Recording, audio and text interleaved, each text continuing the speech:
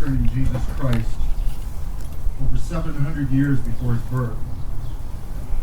He wrote, "Who has believed our report, and to whom has the arm of the Lord been revealed?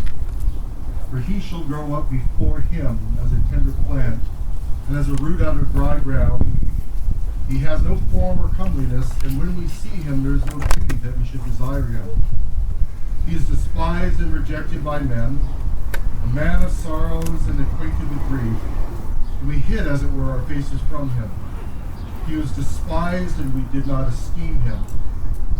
Surely he has borne our griefs and carried our sorrows. Yet we esteemed him stricken, smitten by God, and afflicted. But he was wounded for our transgressions. He was bruised for our iniquities. The chastisement for our peace was upon him, and by his stripes we are healed. All we like sheep have gone astray. We have turned every one to his own way, and the Lord has laid on him the iniquity of us all. He was oppressed and he was afflicted, yet he opened not his mouth.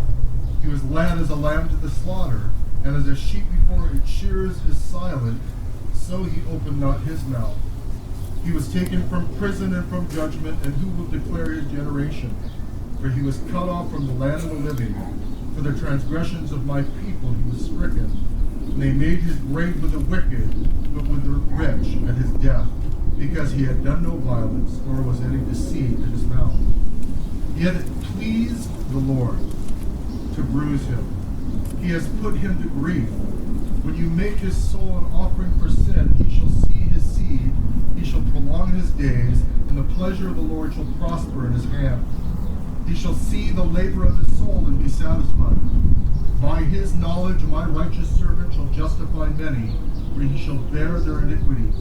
Therefore I will divide him a portion with the great, and he will divide the spoil with the strong, because he poured out his soul unto death, and he was numbered with the transgressors, and he bore the sin of many, and made the intercession for the transgressors." So this afternoon we're gathered together once again to honor the memory of the crucifixion and death of Jesus Christ. If you read through that portion of the scriptures of Isaiah, you see the description of a man who was exactly the man who came to us 2,000 years ago, looking the way that they describe him, doing the things that is described in Scripture 700 years before he was even born. We know that even though people upon the earth don't recognize him nor believe in him, they can't get around the fact that all of time is based around his birth. They've tried to change it a little bit. Instead of saying BC and AD, they say BCE and ADE, but it still doesn't negate the fact that all of that surrounds the birth of one human being that came into the world. How is it that someone who could spend 3 years in public life could turn the whole world upside down and have so many people willing to lay their lives down and suffer and be persecuted before they would ever deny his name? So it was the conclusion of his 3-year ministry upon the earth.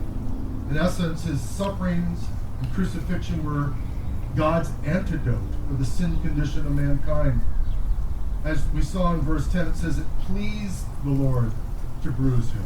Not that God the Father bruised his Son, but he allowed his Son to be bruised. He allowed his Son to be crushed to a certain degree. And he has put him to grief. He has made his soul an offering for sin. It's exactly why Jesus came into the world. He didn't come into the world to set up a kingdom, a political system, and overthrow the Roman oppressive leaders as many people thought he would when he appeared upon the scene. They thought he was the Messiah. As we looked at it in last Sunday, Palm Sunday. That very Sunday, they were throwing palm branches in front of him and heralding him as the Messiah, as the coming King, King of Kings and Lord of Lords. And yet, days later, now on this Friday, everyone, including his disciples, have forsaken him. They have all left. They have all fearfully run away. Even the great leader Peter, who said that he would be willing to go into prison and to death before he would ever leave the Lord. And so we see this scene, and this is what we're looking at. It was necessary for Jesus to come to this Friday. And we call it Good Friday, although it wasn't very good for him to a certain degree. But it was the conclusion of what he came to do. He had said that his hour was coming. He had come to be the antidote. Now we know an antidote is defined in part as a remedy used to neutralize or counteract the effects of a disease or poison. Man had carried this poison for thousands of years, an incurable genetic and spiritual disease passed on from generation to generation. The symptoms of this disease? Man's attempt to be his own God. Man trying to create his own universe with himself in the center of it. We saw this goal first in a great archangel named Lucifer. In Isaiah 14:12 through 15. It says, "How you are fallen from heaven, O Lucifer, son of the morning. How you are cut down to the ground, you who weaken the nations. For you have said in your heart, I will ascend into heaven. I will exalt my throne above the stars of God.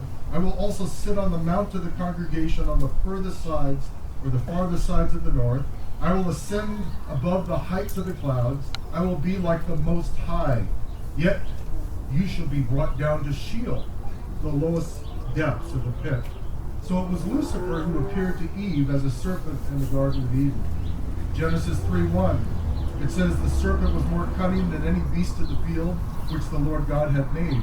And he said to the woman, Has God indeed said, You shall not eat of every tree of the garden? And the woman said to the serpent, We may eat the fruit of the trees of the garden.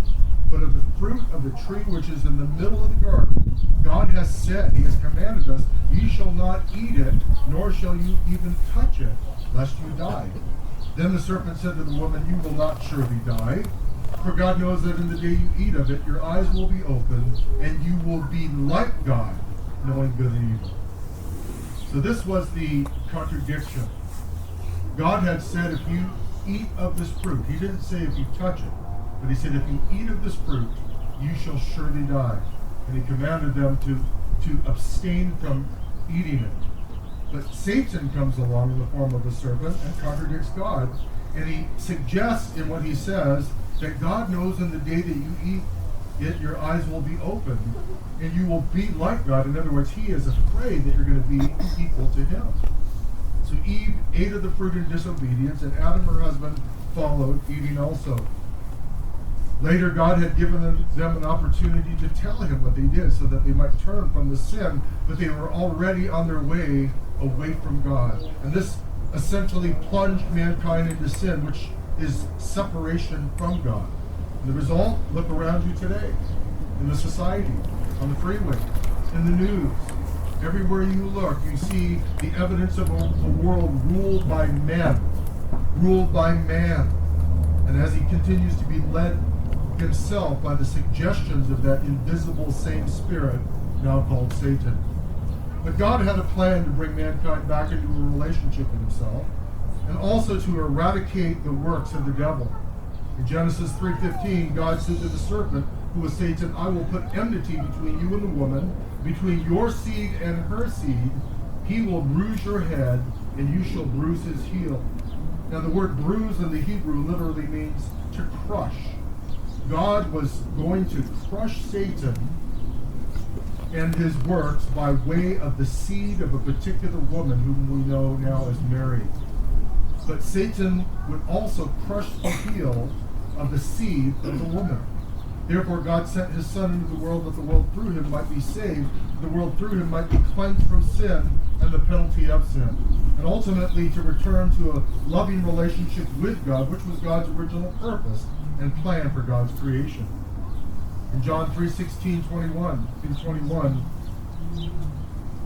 Jesus said, For God so loved the world that he gave his only begotten Son, that whosoever would believe in him should not perish, but have everlasting life. For God didn't send his Son into the world to condemn the world, but that the world through him might be saved. He who believes in him is not condemned, but he who does not believe is condemned already, because he has not believed in the name of the only begotten Son of God. And this is the condemnation, that the light has come into the world, and the men love darkness rather than light, because their deeds were evil. For everyone practicing evil hates the light and does not come to the light, lest his deeds should be exposed. But he who does the truth comes to the light, that his deeds may be clearly seen that they have been done in God. So God is the one who loved. God is the one who saw what man had done and what he knew beforehand, even what he was going to do, and had already a plan in place. It's much like the story of the Passover. Israel was in bondage to Egypt and under their cruel hand. They were his slaves. They were Egypt's slaves.